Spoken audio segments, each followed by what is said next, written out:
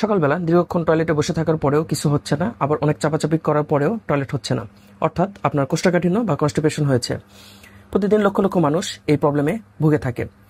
Constipation বা কোষ্ঠকাঠিন্য এর কারণ কি এবং এর সমাধান সম্পর্কে খুব সংক্ষেপে আমি আপনাদের আজকে ধারণা দিব। কনস্টিপেশন বা কোষ্ঠকাঠিন্যের কারণগুলো হচ্ছে কম পরিমাণে পানি পান করা, খাবারে ফাইবারযুক্ত খাবার না রাখা, একই জায়গায় দীর্ঘক্ষণ বসে থাকলেও কনস্টিপেশন হতে পারে। টয়লেটের চাপ আসলে টয়লেট যদি আটকায় রাখেন বা দীর্ঘক্ষণ চেপে রাখেন, সেক্ষেত্রেও আপনার কনস্টিপেশন হতে পারে।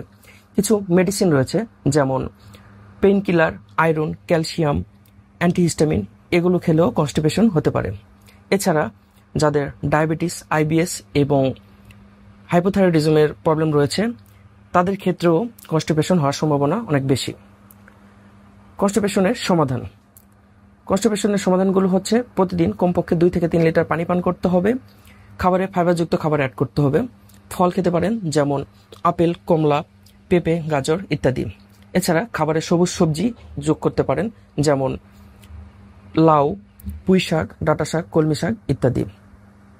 ঘুম থেকে ওঠার পরে যাদের হাঁটাহাঁটি করার অভ্যাস নেই, তাদের ক্ষেত্রে প্রতিদিন কমপক্ষে 5 থেকে 10 মিনিট হালকা করে হাঁটাহাঁটি করতে হবে। এতে করে আমাদের পরিপাকতন্ত্রের যে বৃহদান্ত্র অর্থাৎ লার্জ ইন্টেস্টাইন রয়েছে, সেটি সচল থাকবে, যার ফলে কোষ্ঠকাঠিন্য হওয়ার চান্স অনেকটাই কমে যাবে।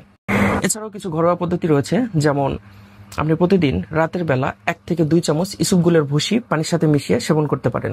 এতে করে কোষ্ঠকাঠিন্য হওয়ার চান্স অনেকটাই কমে যায়। এছাড়াও প্রতিদিন অল্প পরিমাণে কুসুম গরম পানি পান করতে পারেন, এতে করে কোষ্ঠকাঠিন্য লাঘব হয়। এই নিয়মগুলো মানার পরেও এবং আপনি প্রতিদিন টয়লেট করার হ্যাবিট করার পরেও যদি আপনার কোষ্ঠকাঠিন্য লেগেই থাকে এবং এটি যদি 2 সপ্তাহের বেশি থাকে এবং আপনার মলদার দিয়ে যদি রক্ত আসে বা মলের সাথে যদি রক্ত আসে এবং আপনার ওজন যদি ধীরে ধীরে কমে যেতে থাকে, সেক্ষেত্রে অবশ্যই একজন বিশেষজ্ঞ ডাক্তারের শরণাপন্ন হতে হবে। ভালো থাকবেন সবাই। আসসালামু আলাইকুম।